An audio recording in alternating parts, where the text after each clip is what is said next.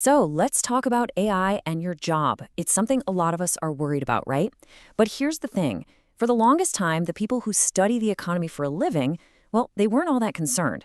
But that's changed, big time. Today, we're diving into a really important piece from the New York Times that explains why the experts are suddenly sounding the alarm. So let's get right into it. Yeah, you've probably seen quotes like this one floating around. A big name tech investor saying AI is going to replace 80% of jobs. I mean, wow, that's the kind of thing that definitely gets your attention and not in a good way. But, that's Silicon Valley. What about the actual economists, the people whose job it is to analyze this stuff? What do they think? Well, here's the kicker. According to the New York Times, their whole view has shifted, and it happened fast. So if you've been feeling that little pit in your stomach about AI and what it means for your job, guess what? The experts are right there with you now. They're starting to get worried too. Okay, so to really get how big of a deal this is, you gotta understand where economists were coming from just a little while ago. The old consensus, they were pretty skeptical. They basically thought all this talk about AI taking over jobs was, well, a little overblown. And this really breaks down that massive change in thinking. Look at the old view.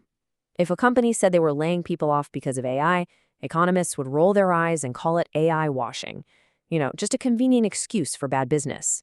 But now, look at the new view. They're seeing it for what it is, the start of a huge technological shock, and they're saying policymakers are not ready for what's coming. All right, so what gives? What could possibly flip the script so completely for a whole field of experts who are, let's be honest, usually pretty cautious? It wasn't just one single thing. It was this rapid-fire series of breakthroughs. I mean, it kicked off with ChatGPT, hitting the scene in late 2022. But then fast forward just a couple of years, and suddenly we have models that can actually reason. And now we're talking about AI agents that can handle tasks all by themselves. The sheer speed of it all, that's what made it impossible to look away. And for economists like Alex Imas, this was the moment. He looked at what these new AIs could do and said, okay, this is a total paradigm shift. His words, not mine. He even said it could be an event on the scale of the Industrial Revolution, maybe even bigger. I mean, just let that sink in. We're not talking about a faster spreadsheet. We're talking about something that could reshape society. And this quote, this one from Molly Kinder, really hits home. If you can do your job locked in a closet with a computer, ultimately, you're going to be in trouble. Oof, that's powerful. Because for so long, the fear was about robots on an assembly line, right? Physical jobs. But this is different. This wave of AI is aimed squarely at white-collar, knowledge-based work, the kinds of jobs a lot of us thought were untouchable.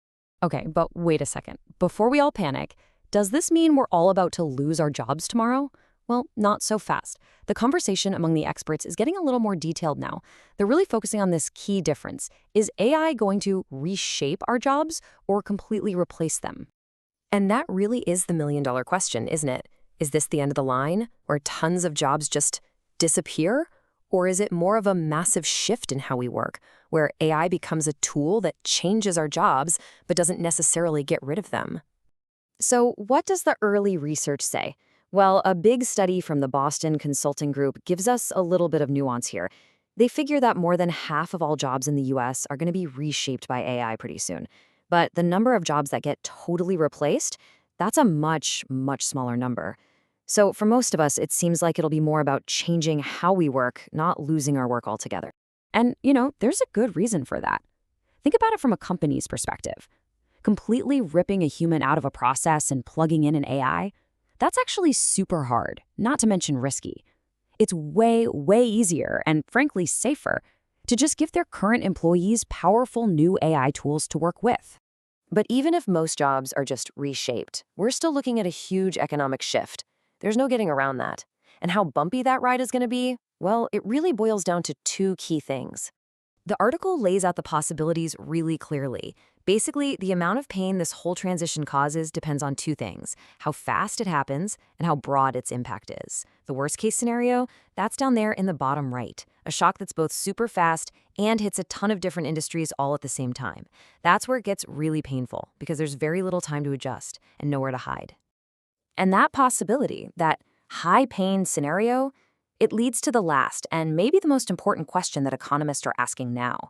With this thing possibly heading our way, are we ready for it? And the growing consensus among experts is a pretty resounding no. Our current social safety nets, things like unemployment benefits, job retraining, they just weren't designed for something this big and this fast. The Times article really highlights some major cracks in the system. For one, unemployment insurance often doesn't even cover new grads, who could be some of the first ones affected. Our job retraining programs, they're often way too slow and don't have enough funding. But the biggest problem is that these systems were built for temporary downturns, right? Not for a potentially permanent, fundamental change in what the job market even looks like. And this quote from economist Anton Kornick really sums up the new mindset. He says it's an economist's job to worry about the biggest risks and figure out how we should prepare. So, you see, the conversation has totally shifted. It's not about if AI is a risk anymore. Now, it's all about how. How do we get ready for the disruption that they all agree is on its way? And that's really where the New York Times piece leaves us.